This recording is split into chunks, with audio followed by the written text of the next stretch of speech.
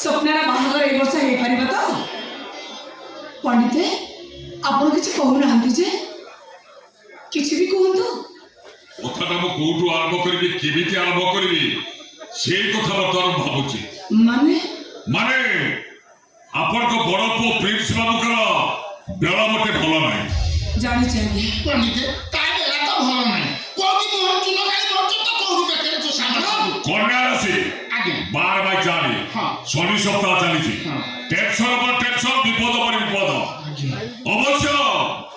18 मई 2030 मसिया बैशाख मास शुक्ल पक्ष नवमी तिथिरु टिके बेला भला पड़ुची आगे सेते बेले माटी धोइले सुगा हे जीवो विषबी अमृत हो जीवो किंतु टिके धैर्य दरकार आगे ता नहले बाई पाछे जाउता विपद को पुणी आपण घर को डाकिले ये तो सइला आपण को बड़ पो प्रिंस बाबूकर कथा किंतु आपण को झियो स्वप्ना कोब्राके मोजा स्वप्न कथा कहंतु स्वप्नार बाहागर ए वर्ष हे परिबा तो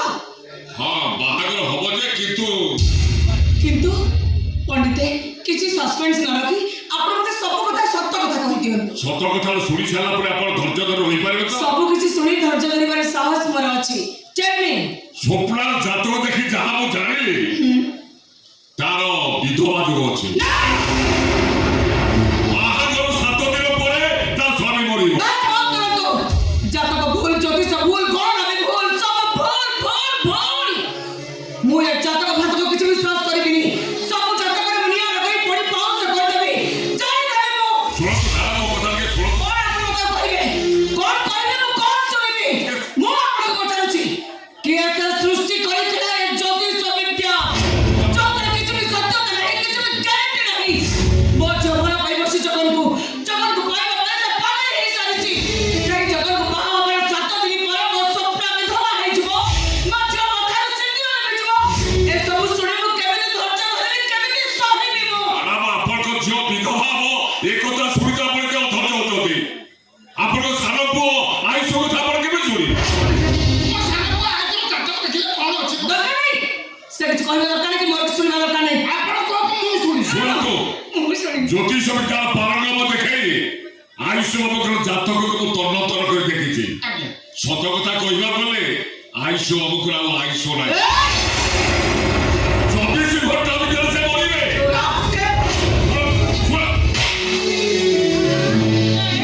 तोरा पंडित लोहा कोटाई मूर्ख एकदम किछि जानि तू बाहर बाहर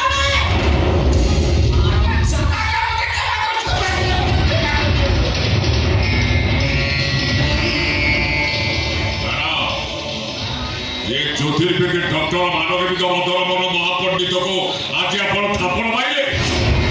धक्का मारी घर विदा करते तो पर इडियट को शोध कर देबा कथा हेले सब किछि सुनी मो तते दया देखै छाड़ी दउछि जीवन नै चले जाय वो चली जाउछ मैडम जदि मो कोरोना ठीक थिबो ज्योतिष विद्या को भूल न दबो आपण दिन राति मो घर को जिबे गेट आउट मो